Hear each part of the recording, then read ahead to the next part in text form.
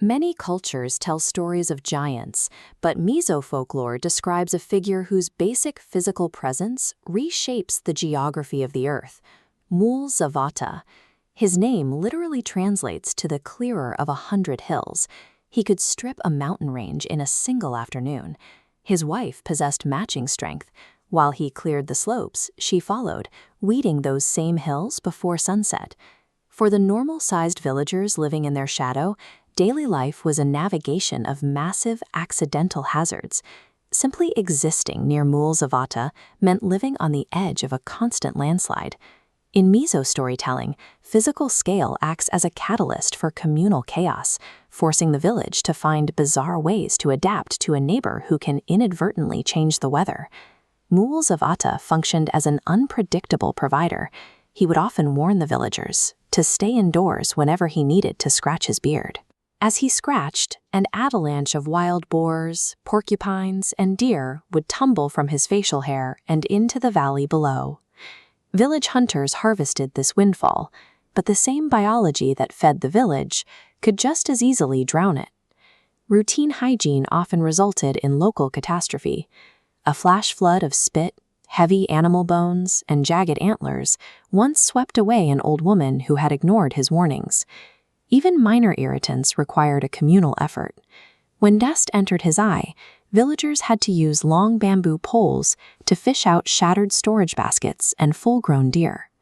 Mualzavata's body functioned as a self-contained biome. His basic maintenance could either sustain the local population or destroy it without him ever noticing the difference. Nature held no threats for him. When Mualzavata lit his pipe, he packed the bowl with entire swaths of dry forest brush.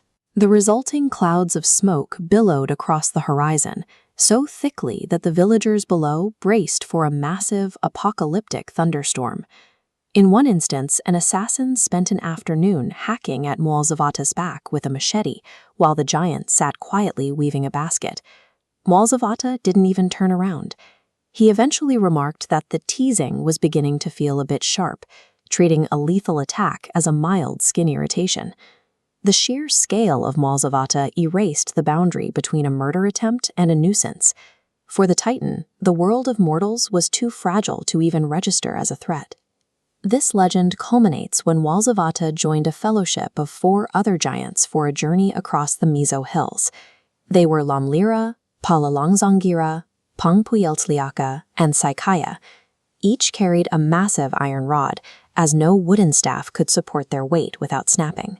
As evening fell, the group stopped at the home of a widow, looking for a place to rest their heads. Falangzandira made a casual mistake. He leaned his heavy iron walking stick against the side of the widow's small wooden house. The weight of the iron rod was too much for the frame. The widow's home instantly collapsed into a pile of splinters and dust. This left the giants with a choice. They could leave the ruin behind, or they could use the very strength that caused the disaster to fix it. The widow wept over her ruined life. She had no reason to believe these 5 massive, clumsy strangers could ever restore what they had so easily crushed.